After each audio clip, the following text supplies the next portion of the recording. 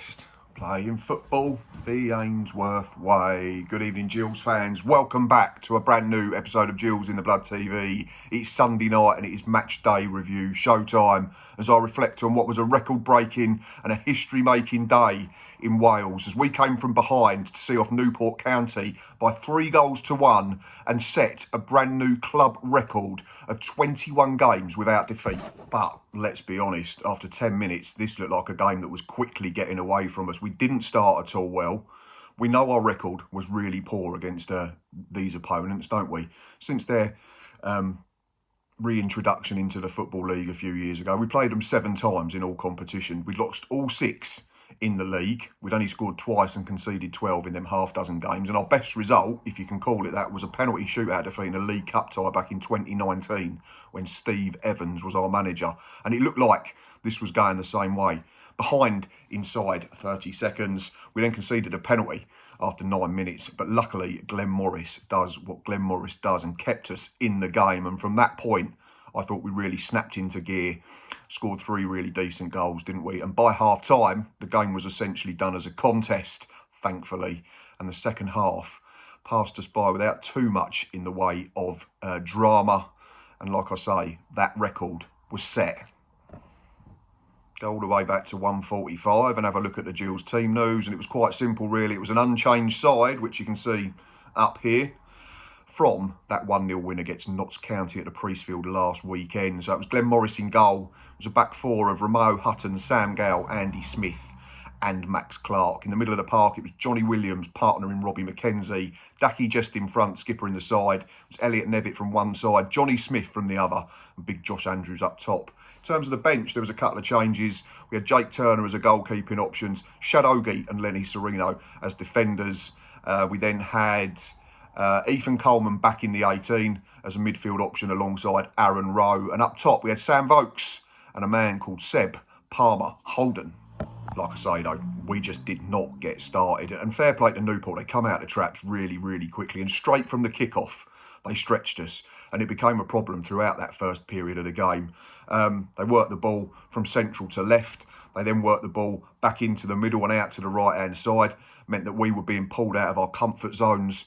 We can do better. I think Andy Smith has to do better and stop the cross. But when it stood up to the back post, Nathaniel Opoku wants it more than Sam Gale, nods it into the back of the net in front of our fans to send the Welsh contingent in the ground into absolute delirium. And yeah, all of a sudden, we're all thinking, here we go again. Unfortunately, sorry Newport fans, I didn't catch your goal. I was still trying to sit down. I was still trying to be able to see. But yeah, it wasn't an ideal start from our point of view. But here are the celebrations.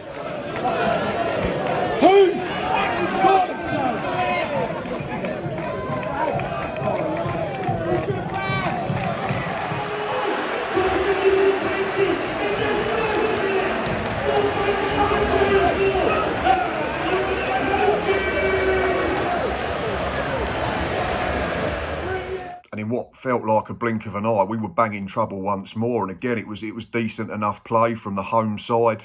They've got good individuals. They've got very young players, haven't they? Opoku, Kamwa, Cameron Antwi, that type of thing. Kai Whitmore. But yeah, they were moving us around readily. And Andy Smith, again, unfortunately was involved for all the wrong reasons. We wasn't sure at the time whether it was a pen. But having looked at the highlights on Sky Sports, it's an absolute stone waller. But luckily, from our point of view, Glenn Morris did this.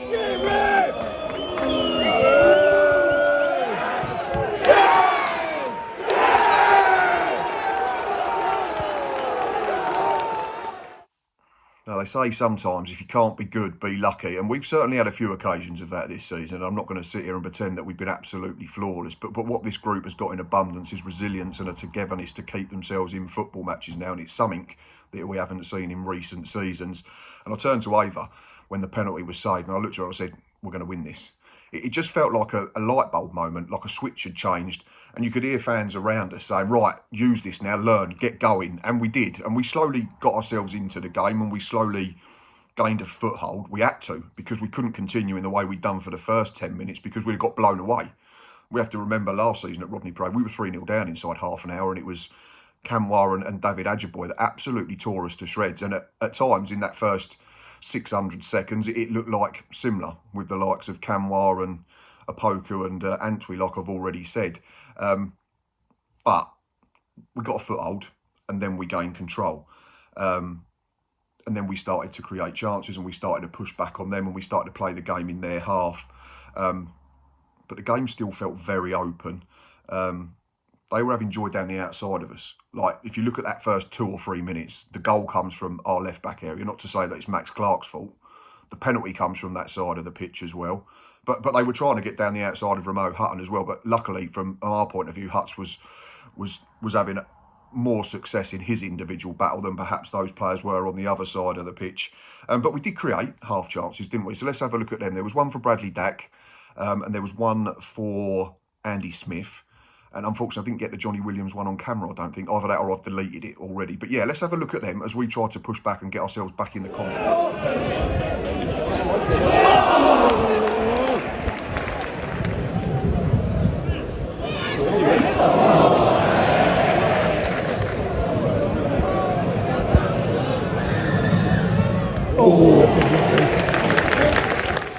And then came the leveller, and I don't think there's any other man on the pitch that you want that ball to fall to when it does to Bradley Dack. We saw it against Walsall's first home game of the season after Andy Smith had done well to stretch out a leg and set him up.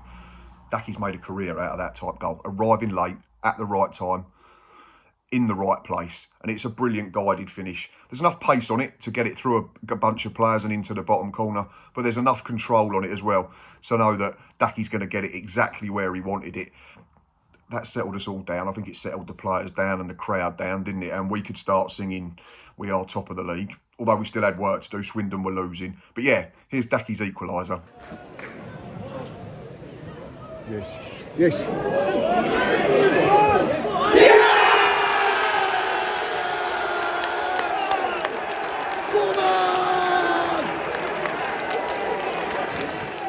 Game was still open. It was still end to end. It still had a basketball type feel. It was, it was us going one way and then they'd push back and come at us and then we'd go again. But what I felt we started doing better the longer the first half went on was maybe we just dropped 5 yards, or maybe we were just more alert to everything and we stopped allowing Newport to get in behind us so easily. So just looking at this clip, this is a similar sort of passage of play to what they were doing in the first few minutes of the game. But we was making sure that we could see the ball in front of us and we wasn't getting half turned, and no defender likes to be playing running towards their own goal. So that was a big improvement in terms of what we were doing compared to the early proceedings.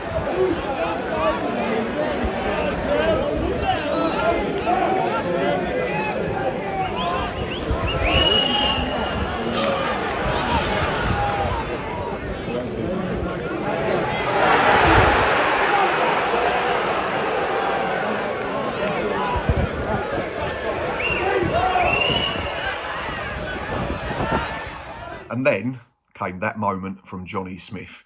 Now, I got a message from a Wigan Athletic podcast the night we signed him. A lad called Barry Worthington, who used to come on and talk to us for match previews and review shows. Really, really nice fella. He sent me a DM on X that night and he said, "Your Gills fans will absolutely love Johnny Smith. Hugely left-footed, plays off the right, cuts inside and will smash it in the top corner." Yes!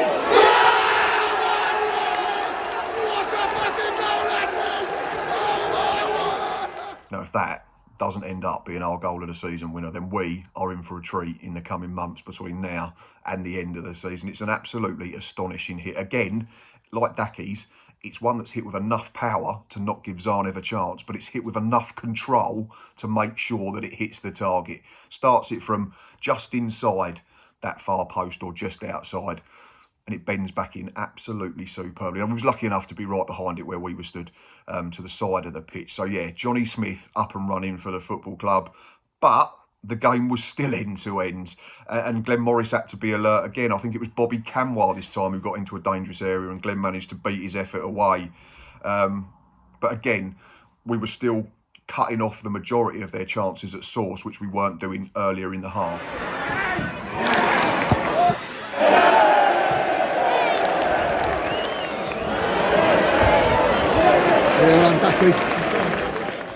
And shortly after came the moment that essentially won us the football match. And we were talking in the ground during the interval and leaving and saying, when was the last time we scored 3 in the first half? Certainly away from home, and I can't remember. A couple of us thought it was Notts County, but that wasn't. That was 2-1 at half-time, wasn't it? And Conor Masterson scored just after the break, season before last under Stephen Clement. So if anyone knows, great to let me know. I will do some digging over the weekend as well, what's left of it. I've probably done that digging, maybe, before you listen to this. Anyway, I digress. Let's have a look at the clips of, firstly, Sam Gale winning said spot kick and Bradley Dack converting it with aplomb.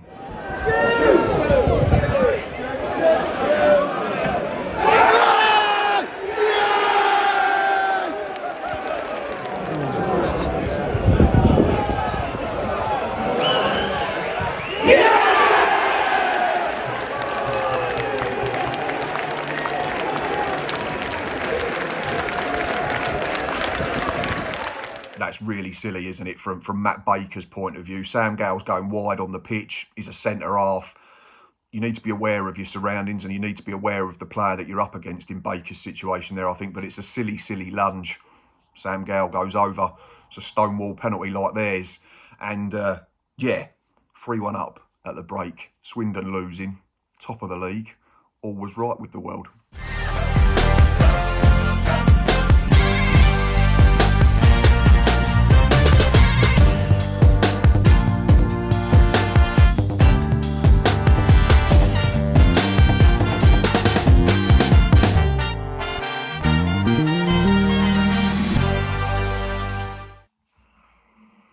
I'm sure the half-time team talk from Gareth Ainsworth and Richard Dobson and any of the coaching staff would have been along the lines of be sensible, 15, 20 minutes, quieten the crowd and do not let them back in. Because we know a couple of weeks ago they were 3-0 down at home to Bristol Rovers at Rodney Parade and they got back to 3-2 and nearly pinched a point. So this wasn't going to be a team that would just roll over from 3-1 and let us win the football match.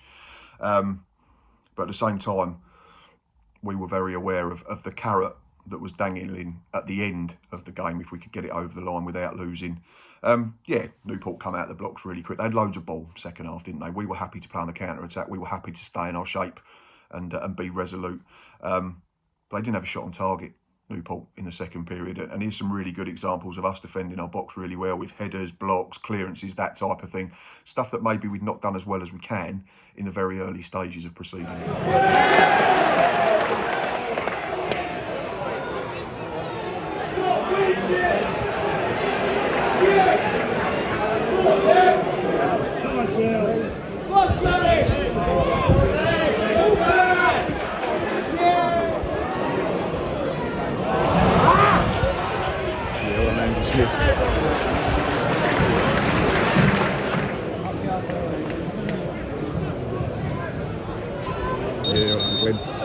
Gone out.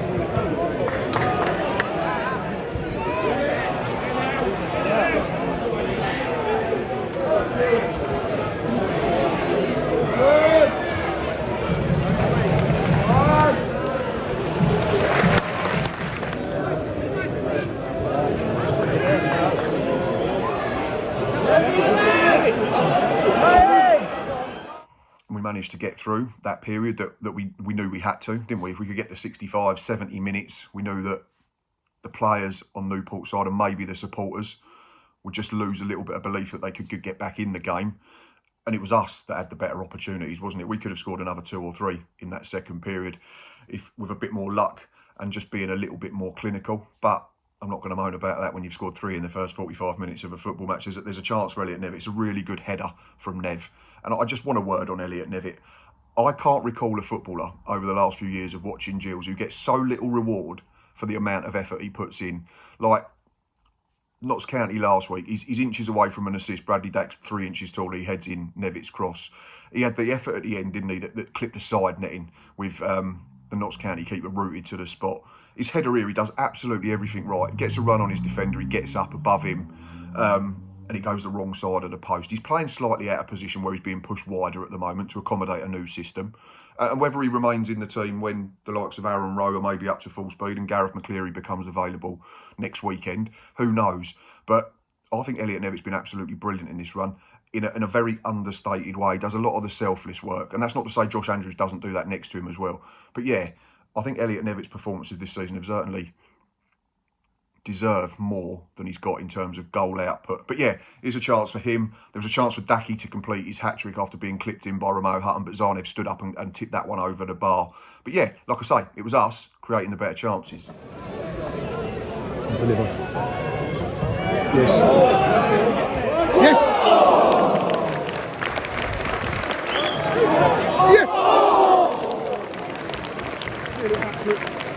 Newport had rolled the proverbial dice at this point. I think they'd bought on Courtney Baker-Richardson, him of a late equaliser against Tranmere Rovers the previous weekend. And then we started to make changes, didn't we? There was Aaron Rowe came on, Ethan Coleman came on, Seb Palmer-Holden came on for his competitive debut. And it was Johnny Smith, Bradley Dack and Josh Andrews who respectively were withdrawn. Then we had another chance, didn't we? And again, it's Elliot Nevitt in the middle of it. Great hold-up play initially. Then gets his head up and rolls the ball square to the right-hand side for Ramo Hutton, who had another excellent game as well, I hasten to add. He gets his head up. Johnny Williams' movement's really good towards us. Just holds the width. Ball gets landed to him on a plate. And it's a great first-time cross across the 6-yard line. Seb Palmer-Holden is inches, millimetres away from getting a stud on it. I think that would have probably tipped the Newport County fans over the edge to a degree, because I know he had a decent loan spell for them a couple of years ago. But yeah, that was another chance, wasn't it? We had a Robbie McKenzie effort that was deflected just wide from the edge of the box. Sam Vokes probably should have scored late on when Palmer-Holden squared it to him. But yeah, Newport, more ball, started the game the better. Could have been out of sight inside 10-15 minutes.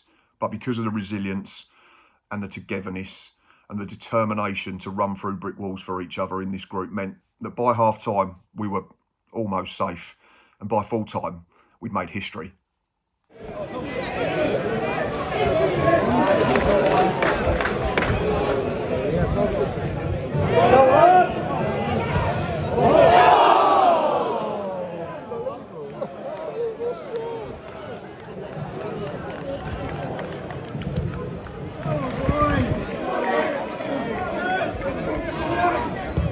That's a great ball.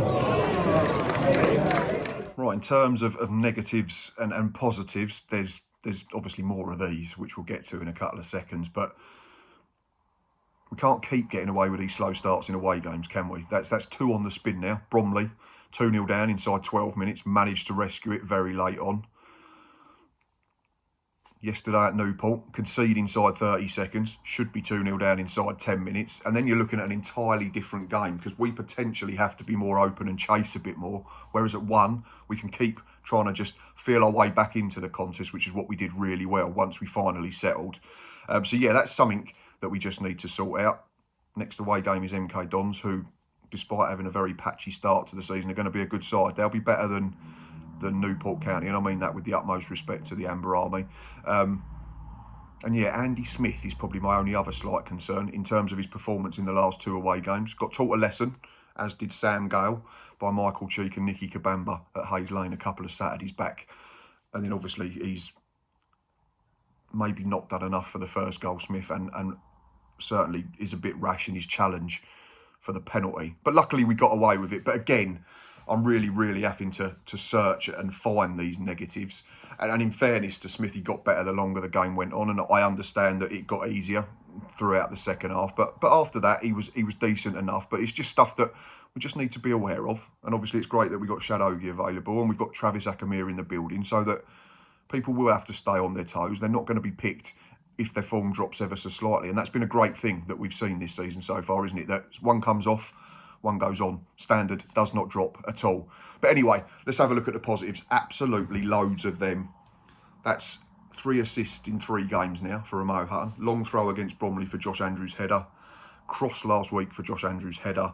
And little layoff after pinching the possession really well in a good area to set up Johnny Smith's absolute howitzer.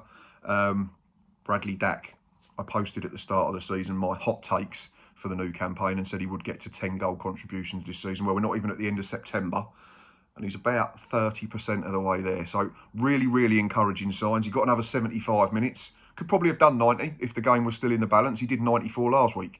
But it was sensible to get him off. We don't need him to be out there for the last 15 minutes when the game is almost won.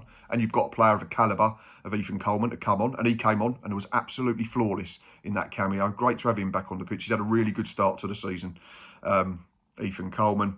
Other positive, Johnny Smith screamer. Just like we said, we got told about that. Wigan fans all said we'd love him, and that's quite the way to introduce yourself, isn't it? In a Gillingham shirt.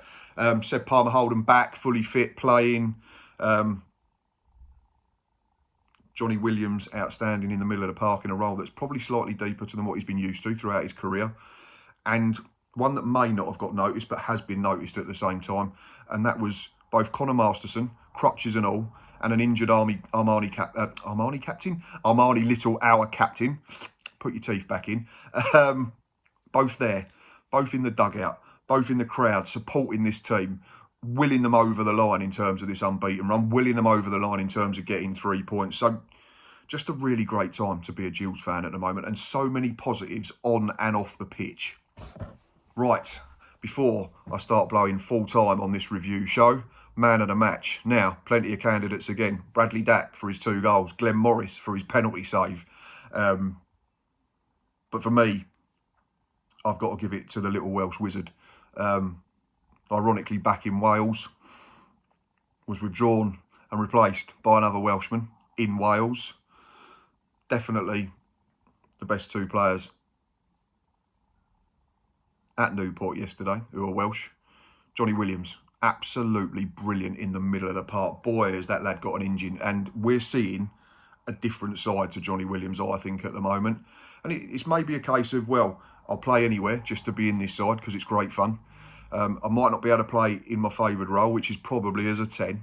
But he's been absolutely superb. While Little and Coleman have been absent recovering from knocks. Selfless display, tireless display. Just outstanding with and without the ball. Kept it simple when he got it, kept us ticking over. Played 89 minutes, had 35 touches, 79% pass completion rate, which is really, really good at the level. He had a shot on target, was unlucky not to score at the end of the first half. 75% dribble completion, made 5 tackles as well.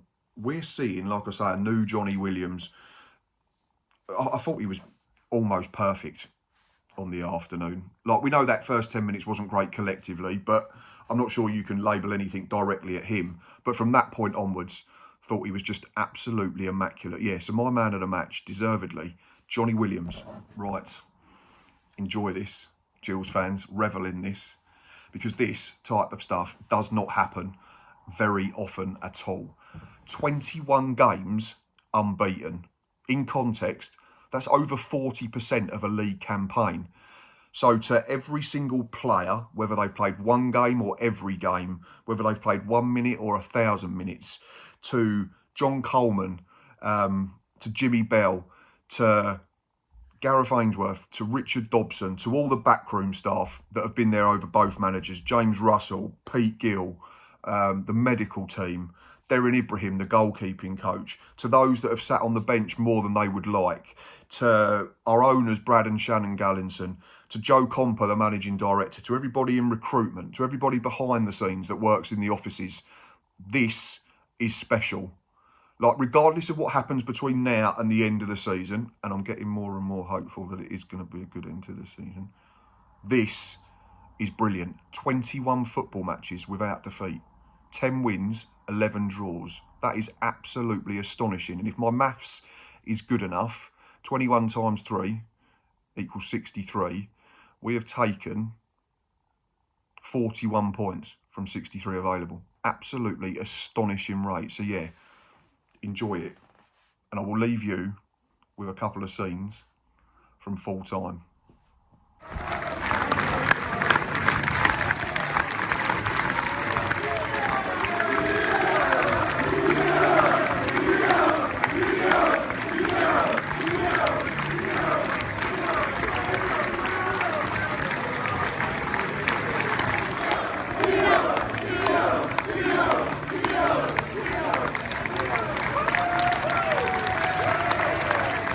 What a day. Thank you if you're a Gillingham fan. Thank you if you're a Newport fan. And thank you if you're a neutral watching at this point. Please, please, please go and hit that like button. It's around here somewhere at the bottom. And while you're there, if you're new, please press subscribe because it is free to do so. You just need an email account. It really helps the channel, and I really do appreciate all the support. We are racing towards 4,000 subscribers. If we can get there in the next month or so, I really then want to have a go at attacking 5K before the end of the season. But that's up to you, brilliant lot. So yeah, let's go for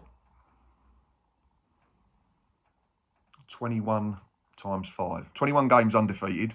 105 likes on this one. Please, please, please, I encourage you to get us to that. That would be absolutely superb. These review shows have been really well received this season, so thank you all for the support on them. Myself and Lee will be back 7 p.m. Monday night for another episode of the League 2 Hour, where there's plenty of stuff to get through again, including a managerial sacking, and then back later in the week. Slight change of plan. Will not be a match preview ahead of the Harrogate game, but it will be Gills in the pub with myself, Jack and Reese. Don't know what Jack's going to moan about. All he's got is self-service pumps at the moment because everything else is surely going to be positive. But, like I said, thanks for watching. Thanks for all your support. And most importantly, up the record-breaking, history-making Gills.